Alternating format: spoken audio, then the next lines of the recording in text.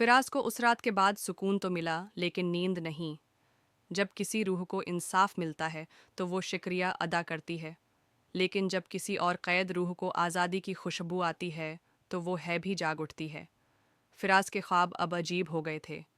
एक रात वो नींद में बोला, नहीं, मैं दोबारा नहीं जाऊंगा। मगर उसके होंठों से निकलने वाली आवाज़ इसकी अपनी न थी।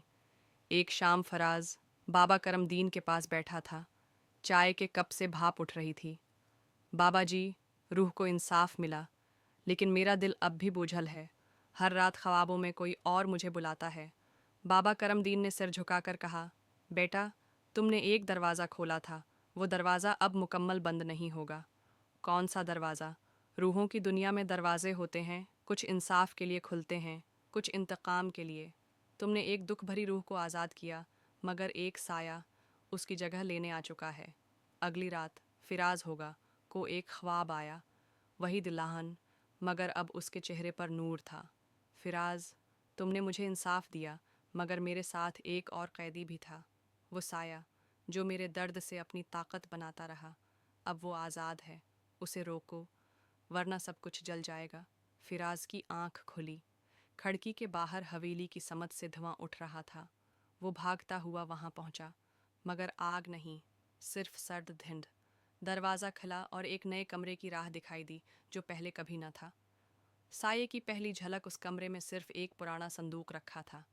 जैसे ही फराज ने उसे छुआ, कमरा लर्ज उठा। काले धुएं से एक शबिया निकली। वो इंसान न थी, मुकम्मल साया थी। कोई चेहरा नहीं, सिर्फ दो रोशन आंखें। तुमने उसकी चीखें सुनी, लेकिन मेरी खामोशी को न पहचाना। अब तुम्हें मेरी कहानी सुननी होगी, वरना तुम कभी वापस नहीं जाओगे। फिराज बेहोश हो गया। जब आंख खुली, वो पुरानी हवेली की तह में था। दीवारों पर खून से लिखा था, हम वो हैं जिन्हें दफन किया गया। आवाज़ दबाई गई। साया बोल रहा था, मैं उस दौल्हन का भाई था। मुझे जहर दे दिया गया कि कहीं मैं उसकी शादी रोक न दूं। हम दोनों की रूहें कैद हो गईं, मगर जब तुमने उसे आज़ाद किया, मेरा कैद खाना भी टूट गया। लेकिन मैं अमन नहीं चाहता, मैं बदला चाहता हूँ। फिराज ने पूछा, किससे? वो तो मर चुका है। साया चला उठा। नहीं, उसकी नस्ल बाकी है। उसकी बेटी आज भी गांव में जिंदा है। अगर मैं उस तक ना पहुंचा तो इंसाफ ना मुकम्मल रहेगा। फिराज की रूह लर्ज गई। अब उसके सामने एक चुनाव था। साया को उसकी राह लेने दो, जो इंतकाम की आग में सब कुछ जला देगा, या साये को वो सच दिखाओ जिससे उसका गुस्सा ठंडा हो। फिराज ने दुआ मांगी, सूरह यासीन पढ़ी, दिल से पुकारा, अगर तू मजलूम है तो मैं सच्चाई तलाश करूंगा, मगर अगर तू कातिल बना तो मैं तुझे रोकूंगा। अचानक रोशनी का हाला फैला और साया पीछे हटा। फिराज ने गांव की कदीम फाइलें निकालें। पता चला वही रईस जिसने कत्ल किया, उसकी बेटी वाकई गांव में थी, मगर एक यतीम खाने में छुपी हुई। उसका कोई कसूर न था। उसने बाप के गुनाहों का अजाब सहा था।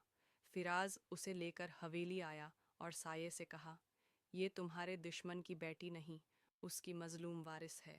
उसे माफ़ कर दो, जैसे रब ने तुम्हें माफ़ किया। साया कुछ देर साकित रहा, फिर धुआं कमज़ोर पड़ने लगा। उसकी आंखों में अब गुस्सा नहीं, आंसू थे। शायद यही मेरा सुकून है। ये कहते ही वो रोशनी में बदल गया। हवेली की फ़ज़ा बदल गई। दीवारें चमकने लगीं, धुंध हटने लगी। सदियों बाद वो जगह आज़ाद हुई थी। फिराज थक कर ज़मीन पर बैठ गया।